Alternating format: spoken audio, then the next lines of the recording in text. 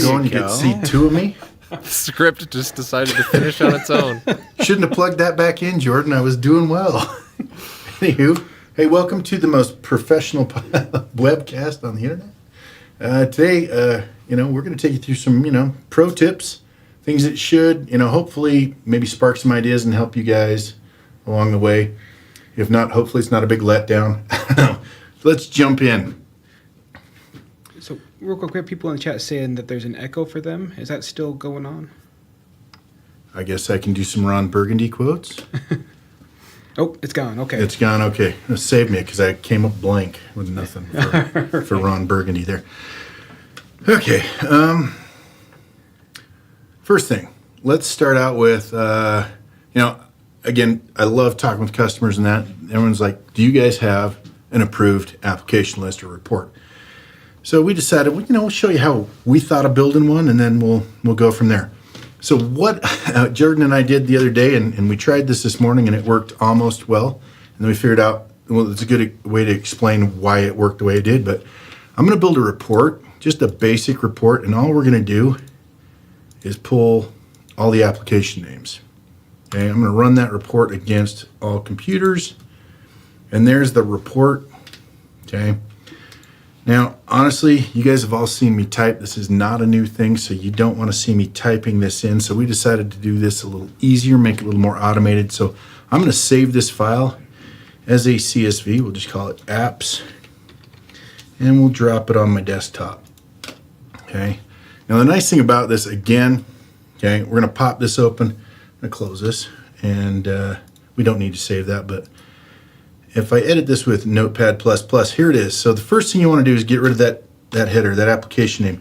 Now, we're going to use regular expressions to build this comparison of approved apps versus non-approved apps. And a couple things you need to know with regular expressions. There's certain characters you can't use. We tried it earlier. It didn't work. So you can't use pluses. You can't use, Jordan, jump in with me here. You can't use numbers. I assume you can't use numbers. The dots and the versions. Okay. Version numbers. Okay. Yeah, version numbers. We had to do a lot of cleanup before this works. So just be ready to just use this as reference and be prepared to watch me do this a couple of times. Okay. So what we did find that works really, really well and easy is this, right? So 7-zip. You notice I've got 64-bit and 32-bit version right there. All I need to know is 7-zip's okay. So I'm going to get rid of all of the, pretty much everything except for just 7-zip, right? I'm okay with Adobe products, so I just need Adobe once, okay? Auto hotkey, not approved in my world, so I'm going to get rid of this off this list, okay? Again, similar things here. Bluefish, I don't want. Browser. Canon stuff, not necessarily, I think should be approved. So what I'm doing is I'm getting rid of stuff that I think should not be approved, okay? Now, the other thing is you can, again, I need to get rid of, the version numbers seem to, because we want to make comparisons against like Google Chrome or, for example, those kind of things. So I'm just going to do a kind of a massive get rid of here. So I don't need these because I think those are not appropriate, but Evernote's okay. Okay, FileZilla's okay. So I'm just keeping, approved possibly vendors here. So Google, Drive and Chrome are okay. So I'm just going to keep Google. All right. So again, going through here, if you do this, again, it's going to make this pretty easy. I'm going to go just nuke a bunch of stuff down here to Microsoft to give you guys the idea, because otherwise I'm going to be here all day approving or not approving stuff. So get rid of that. Now you do Firefox, Thunderbird. You okay with those, Jordan? They work for me. All right. We'll just get rid of the, well, no, I'm going to keep NVIDIA because those show up everywhere. I'm just wondering, did you not approve auto hotkey because you hate the highlighter? Is it that obvious? Is it that obvious? So I'm going to keep one NVIDIA, and then we'll just get rid of the rest of this for example purposes, okay? Oh, you just blocked PowerShell. Real nice. Real nice. Hey, it's not approved. In my world, that's not approved. Now, the thing about this is to turn this into a regular expression, we're going to go in here and we're going to do a Control F, and we'll do a replace. Now, to get rid of a carriage return for a new line and replace it with a pipe, so we've got this and this and this and this, or this or this. Excuse me, it's not and, it's or. Mm-hmm. This or this or this. Okay. You'll notice right here I've got the bracket. It's a \n\r closing bracket and a plus, and we're replacing that carriage return with a pipe. You do need to go down here and whack regular expressions, and then replace all. And you'll notice now I have a really nice string. Okay. Do you want to remove the spaces? Yeah. The other thing to look for, thank you, is remove these spaces. Okay.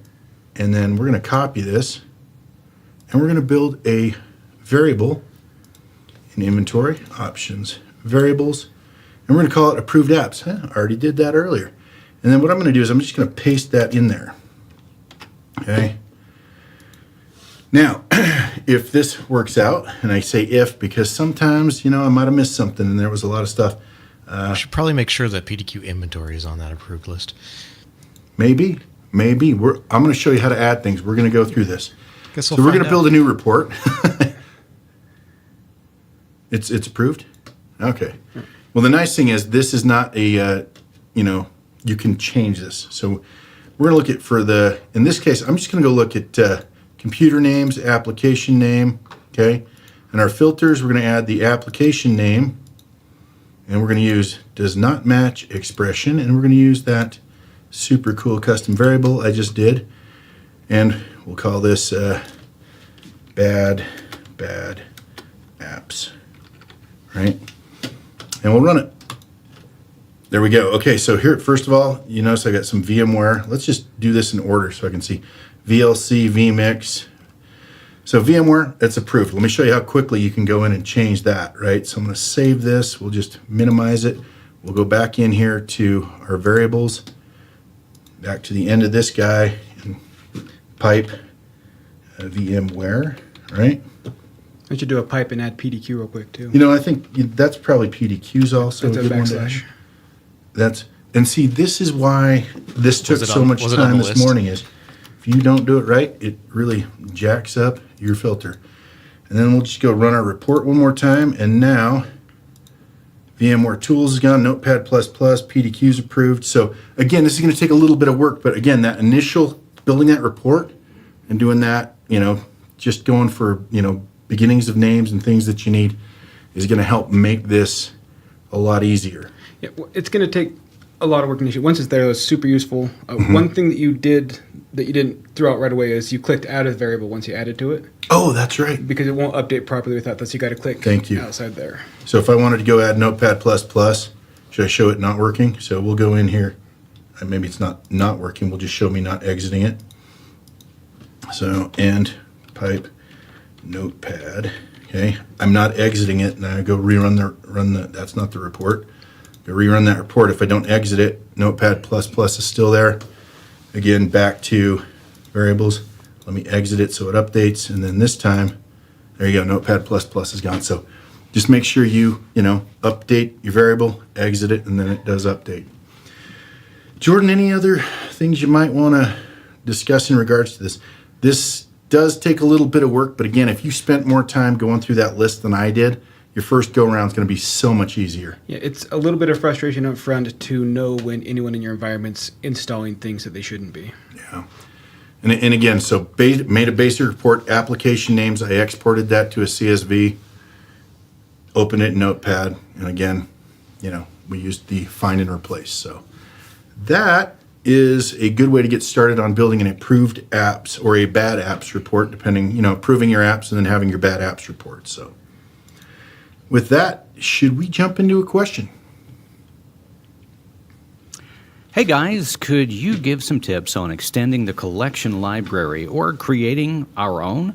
We need to be more specific with Microsoft Office 365, Pro Plus, apps for enterprise, build numbers, etc. Thanks. Bah. Excellent. That's a great question. We kind of went over in another webcast, but Jordan, thank you for sending that early. Because we have, Jordan, where is that PowerShell located, my friend? It's in Autobot Assembly. Autobot Assembly, and it is called Auto Collection PS1. Let me open that. We'll just edit it. So you can see what's going. Jordan, you want to kind of explain what's happening here? Yeah, I was able to go through and make it professional, unlike the first time we showcased it. Which is nice for me. So, yeah, so this one, basically, you're going to run the script. You have to provide 4 bits of information. It's the name of the variable for the application that goes into the collection, the name of the variable name for the version, and then you have to supply the application and the version. Yep. The variables there is not real clear. If you look at it in the GitHub, there's the README that I go into a bit more detail on each one does. And the last one, version and title, is for something like 7-zip where they're monsters, and it adds it to the end. It makes it a little bit more shaky on the collection. Mm-hmm. If you add that attribute, you don't have to put anything after it. It will make that a true flag, and it changes it a little bit on how it imports. Okay. The other part of this is it does use, where's that XML? Name of your application. Oh, okay. Name your application XML. So it's going to use that to actually go build this. Let me just run this for you so you can see what it's going to do. So open up our PowerShell window. Okay, get ready for me to type really fast. There we go. Did it. You did. I did it. Did you see that? That was 2 up arrows. And so we're calling auto collection PS1. Our variable name in this case is 6-zip app. Yep, so that's not actually what's going into the variable. That's just to The identify name what of the variable. Yep. Variable, Application name in this case is 6-zip. We just needed something, guys, because we already have a 7-zip. Variable version name is zip. Thanks. That's why you did the 6-zip app ver. Wow. This has worked out great for me. This is just a bunch of comedy. Thank you. All right. So in this case, when I run this by hitting the enter key at this point, right? Mm-hmm. It's going to create a 6-zip. I'm not even going to try and say that again. And that exists in Autobot assembly also, right? Yep. So Autobot assembly, 6-zip XML. So now all I have to do to get that is import it, right click, import 6-zip. You know what, man, I hate you, Jordan. This has been great. This is, so there's our new collection. If you want to expand it, let's show you. Our Follows default. the parameters there. And the nice thing is this, it also created some new custom variables. So you can just update there and your collections will update. There you go. So as soon as that's, version 25, you just have to update it there and everything gets updated down the path. Yep. And that script is just in our GitHub and under bonus content. There you go. I love this. It's made my life significantly easier. So good question. Thank you. And hopefully that will hook you up. I just want to point this out. If you do use this to build your collections, it becomes really easy to build a old apps report. And since we're here, I'm just going to do that. I'm going to build a new report, a basic report. We'll just call this old apps. Okay. And we're going to look for computers where the member AD group has a name, obviously, and our filter is going to be the member AD group, or not AD group. Holy cow. Member collection group name contains old. Sorry. Let me go make sure I grab the right one because member AD, nope, it's collection group, guys. That'd be some hilarious columns for that report, though. There you go. Thank you. I am going to run this against all machines. And this guy, I'm going to group by machine so you can see which of my machines is the worst. 10 on Charles McGill. He's got Chrome old, Edge old, Google Drive old. So there you go. Schedule that to run, I don't know, every couple of weeks and you see how well you're keeping your stuff up to date. So there you go. There's another one for you. All right. Next on the list, custom fields. In this case, we're going to do like a primary email address for a machine. Now, a lot of people ask, how do I get what I want to see up here on this, the all computers, I guess, basic screen up here. And to do that, you build a custom field because custom fields get put in the computer table, and then anything in the computer table you can put here. So options, custom fields. We're going to name this new field. We'll call it's going to be a text field, and it'll be primary email. And I'm doing it old school with no spaces. I never noticed that we don't call it Boolean. We call it true false. Interesting. True false, yeah. All right. So now, because I've done that, I can go in here, right click, and I can go to yeah, go ahead. Real quick for the import wizard, I think in the CSV we just named it as email. I'm not sure if the name disconnect will work without having to tie those together. Oh, I see how it is. Well, let's go fix that before I try and do something that's not going to work. Credentials. No. Yeah, I think you can go in and specify tie them together manually, but if it's just email, it should just work. Okay, let's do email. Let's do email. Just email. All right, let's delete it and build a new one called email. So this is how you do it wrong. Now this is how you do it right. Text. Thank you. email. All right, so I guess once you name it, you can't change it. You got to delete it and re-add it. Then back to here, we're going to go and find email. There it is. We'll add it, and then we'll tag it fixed point, and there is our email. Right. We'll put it right. Actually, I didn't want it there. Wow, that is impressive that I moved it that far. We'll move this down a little bit. Boom, boom. All right. So there's our email, which is blank. Now, luckily, Jordan has already built an email CSV, which has got computer names and all the emails that go with those. And each email is accurate. Yes, very accurate emails. So you can, from the custom fields here, go and run the import wizard. Okay, in this case, I'm going to grab that CSV off the desktop, email. Okay, and then you're going to want to map that, obviously, computer name to computer name, email to email. Okay, I'd hit next and import this, but you can also do it from a command line. Mm-hmm. Right? Yeah, I think we have that already added to the bottom part. I'm not sure if that has to run as administrator or not. I assume it will, since the... Well, let's just go and bring it up. Or should I go in the PA? Here we go. We'll do it from here. All right, so we'll go. Administrator. It's not administrator?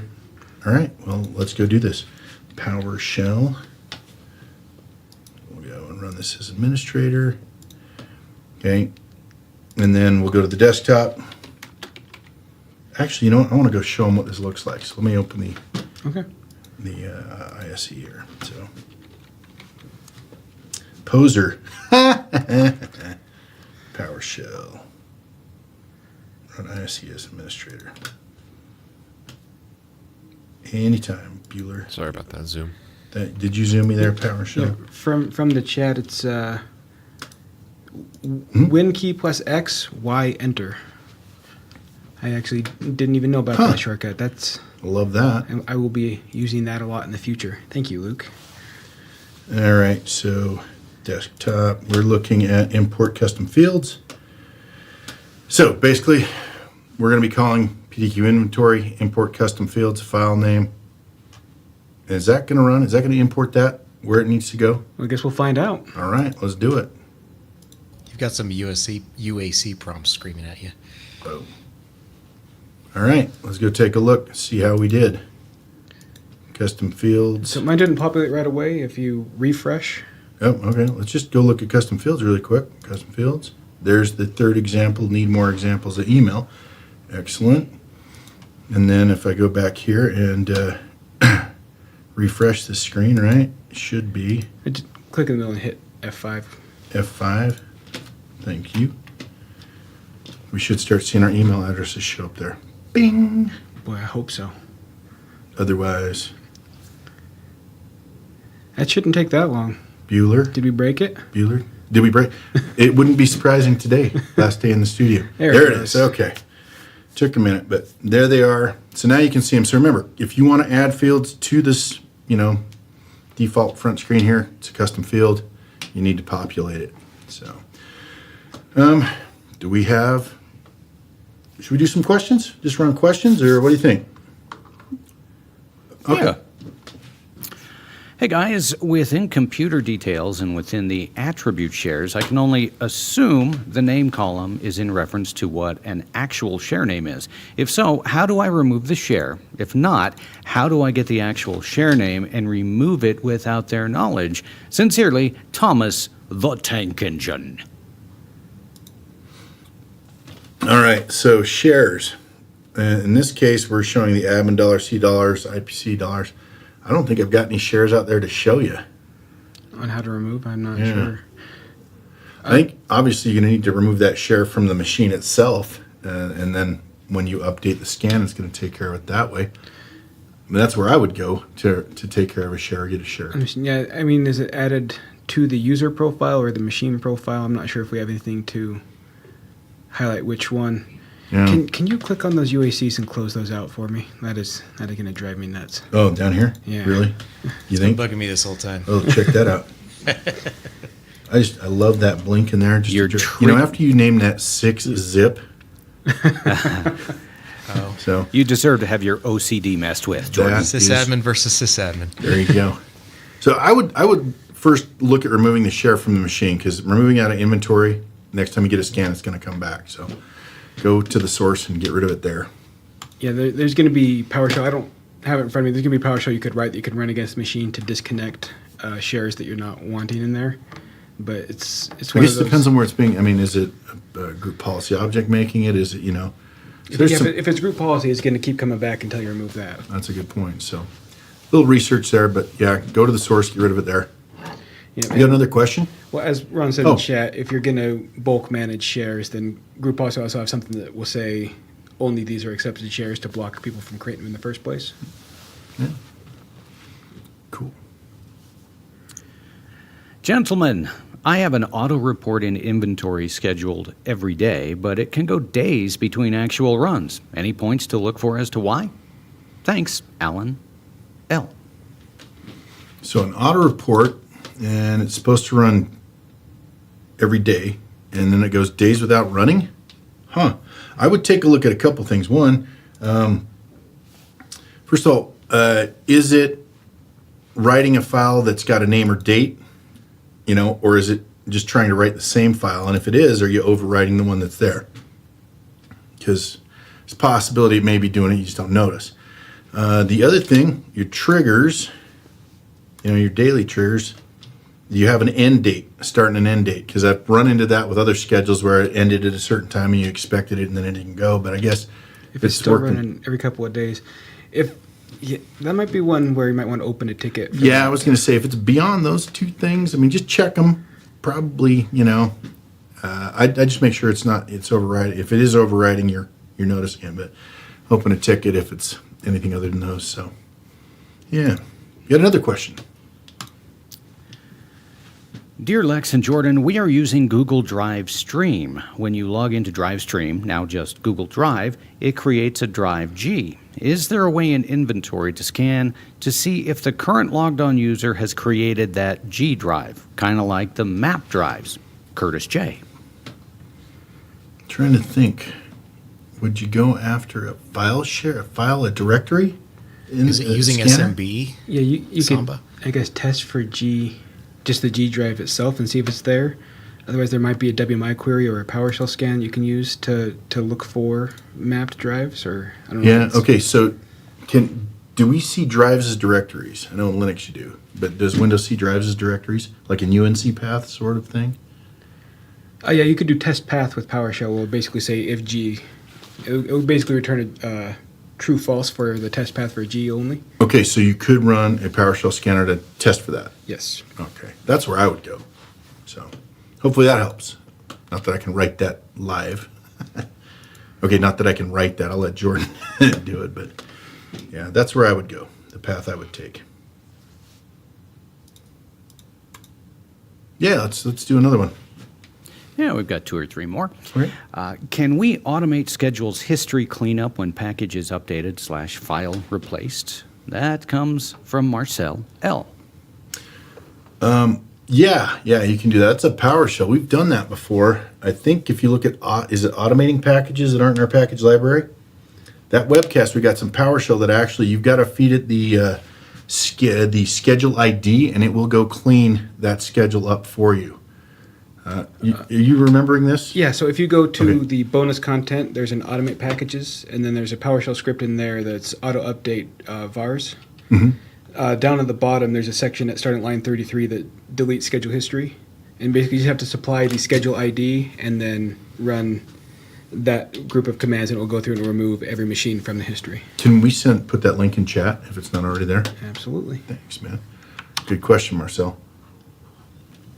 All right, you want to do more questions, or should I show how to get non-admin users? Let's do non-admin users. All right. So, picture this. You want to know who's got admin rights on your machine, right? Or who's part of the admin group. So we're going to show you how to build a report to get that. So we'll go to reports. Now, this is how, I'm just going to show you how I do reports, guys. It is kind of like the man's quest for fire. It's very basic and builds on itself. So I do know I need, obviously, I first want to go see who's out there, right? So I'm going to go look for local group members, okay? And I want to get the name, right? And then I also want local group member and the group, right? So maybe I should do these in the other direction. So I'm going to run this. We'll just call this local admin, okay? So this is how I start this stuff out, right? I do that, and I'm like, okay, so here's the administrators group, a bunch of groups. So I need to obviously do the administrators. So first thing I'm going to do is copy that, because there's no way I can type administrators in any fashion. So I am going to go in and add that local group member where the group contains administrators, okay? So now here's all the administrators that I've got out there. Okay, and so at this point, it's I'm going to do another regular expression, which ones I don't want to see. So again, back here, I'm going to do administrator and then probably, Brig and that. So we'll add another filter here where local group name does not match expression, and we'll put in administrators, and we'll put in Brig. G's, and we'll run it again. So now I've got it down to, so I'm going to start eliminating, and eventually I am going to have a report that just has my local administrators that are the ones that I don't want, because Brig's an okay administrator, administrator's good. I don't know who this Quintana guy is. We probably should get rid of that admin access, right? Yeah, and I think maybe because this is just saying which group and which user. If you add the column for computer name, it'll show which computer also has it. Well, I want to get it narrowed first, right? And then I'm going to go and show computer so I can see. But I guess we can just go do that now, huh? Let's go add computers to our, here we go, computer name. We'll put that up top. And now we got it broken down by who's administrators on what computers. Oh, group member. I need to change that to group name there. All right, boom. There it is. Oh, no. But administrator definitely shouldn't be on there. So because I think you messed up my vibe, dude. I messed with your system. My system of awesomeness. You know what? Boom. Go back to what I was doing. All right. I'll sit here and I'll keep my mouth shut. Well, okay. At this point, you limit it, and then you go add your computers, and you should be seeing the machines that have admins that are not on the approved list. So, thank you, Jordan. I'm glad I could break it for you. Thank you for messing with my vibe there. Anyway, should we do another question or another couple questions? Yeah, let's do a speed round. We have 4 questions in the queue. Guys, network admin is disabling PowerShell via GPO. How does the GPO affect PDQ inventory and PDQ deploy, installing packages like Windows 10 Cumulative Update or Chrome? Daniel C. Disabling PowerShell. So I don't know if it's disabling or if it's just setting it to where it's restricted or it requires signatures requires or a cert. And I think the package we build does include a cert, but the way the deploy works is it sends it under the bypass flag, which only works up to user level settings. Group policy overrides bypass. Mm-hmm. So if they have something on the group policy setting that doesn't even take signed scripts, then it is absolutely going to block it. You're either going to have to allow signed scripts or make an exception for PowerShell from the IP range that has your deploy server. What he said. Yeah. What else we got? All right. Hey, guys, is there any follow-up to the agent for inventory or deploy, or how would be the best way to deploy and monitor offsite computers? Thank you, Luke B. Follow up to the agent, yes, there is an agent in process of being built right now. I'm gonna leave it at that. We're working on it. We've heard you. We are doing it, okay? How to get the remote machines currently. You're gonna need some type of network layer to get to it, whether it's a RAS or a VPN. Again, you're gonna need to open your ports across there, the ones that allow you to do file and print sharing internally and answering a ping. And obviously with VPN and some of the others, you're going to need to do some probably fairly aggressive scavenging on your DNS server. So again, some moving parts there, but it is possible. We've done it with a lot of clients. And if you get stuck, I would go to our YouTube channel and look up VPN. There's a short 4-minute video if you're really good with your VPN stuff, where Jordan and I touch on what needs to be opened. And then there's a longer one. or Josh does a really good explanation of how all of it works together. So that's where I would look. Dear Lex and Jordan, what criteria causes a machine to flag for a reboot? I have machines showing yes, needs reboot, but there are no Windows updates pending a reboot on those machines. Thanks, Greg Kinnear. If I remember correctly, the reboot flag it's in the registry, it gets tagged, right? Yeah, I think it looks in a couple locations. I can't remember all of them, but I know it looks in, 4 or 5 different spots where it normally is flagged for needing reboot, not necessarily just that there are updates pending. Yeah. So again, depending on who goes in and tags that or flags that, it could be more than a Windows update saying it needs a reboot. Real quick on our non-admin users that I guess shouldn't have it. Someone said in the chat that we just had added an extra S to administrator, which is why we're still pulling those in. Oh. So everything was still correct. We just had a typo in our Oopsie. regular expression. Thanks, guys, for fixing my typing again. Well, I just figured it'd be better for people to know that it was going to function. It was our mistake, not the products. Yeah. It's always my mistake, not the products. Let's be real, right? It always boils back down to typing. It really does. Yeah. One of these days, they're going to just walk me out, hand me my box. You're too bad at typing. You're out, Lex. What else we got? Our final question of the day, the scan status window. Any way to add date time of failures? Bah.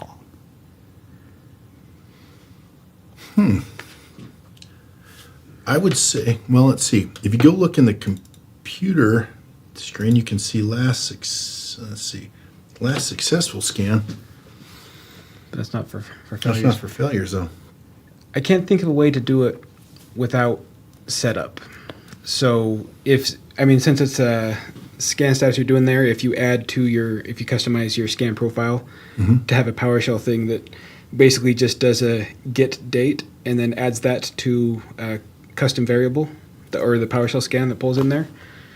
But that's going to be for every scan, and that would fail on failed scans. Yeah, I was going to say. I think you're. Yeah. Yeah.